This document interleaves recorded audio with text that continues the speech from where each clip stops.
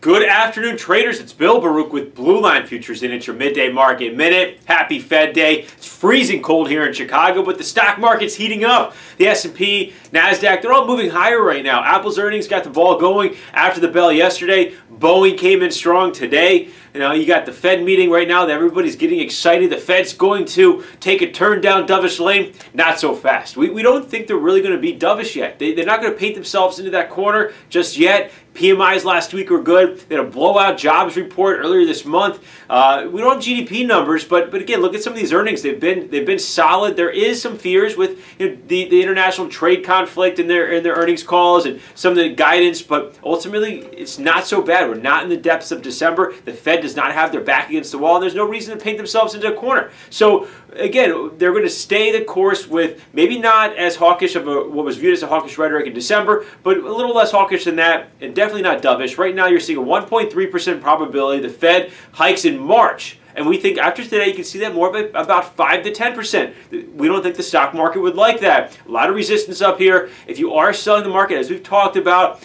be prepared to see 2,700. That's a big resistance level, but we can see knee-jerk reactions higher. We've seen 30 to 50-point ranges almost daily in this market. So what's not to say that we can't see a move towards 2,700 before it ultimately fails? We're pushing through a major 3-star resistance. We're right at a major 3-star resistance. On the top end of it right now, a lot of resistance here. This goes back to Friday's close and a gap area that it's covering. So right now, watch where this market is. Be nimble. There's not a ton to do right here. Either you're positioning and waiting, or you're waiting to position after the Fed and react to what they say and how the market reacts and take a step in a direction of how you feel. We're here to help guide risk management on what you like and what we see here in this market. Give us a call. Don't hesitate to reach out to us. Now, just moving on quickly to crude oil, we did see not a very bullish report, but a less bearish report, which has been favorable for the market. You're seeing those imports come down drastically. Saudi Arabia said they're going to cut those imports. That's helped lift the market. The Venezuela sanctions are going to stop imports as well. So you're seeing this all kind of move crude oil up, but it's also a stronger risk environment right now. This risk sentiment is favorable. You got the U.S. and China trade talks underway. Then everybody thinks we could see good news from there. Hopium, but I don't want to go off on a tangent. I don't think we're going to see any news or any substance from China just quite yet, or maybe it may be a while before we do. So I think again there's a lot of hopium built into some substance there that we may not get.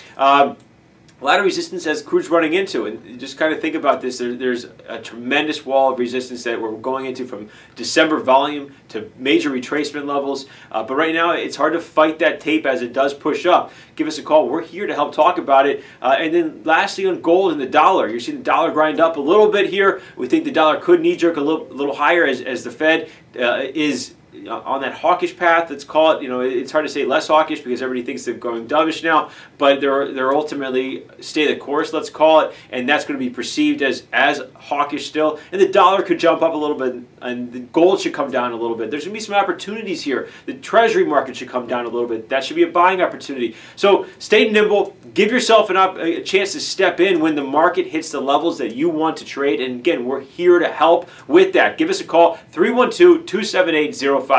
You can email us at info@bluelinefutures.com. You can check our website for updates, and you can sign up for a free trial of our research there. But remember, futures trading involves substantial risk of loss and is not suitable for all investors. Thank you.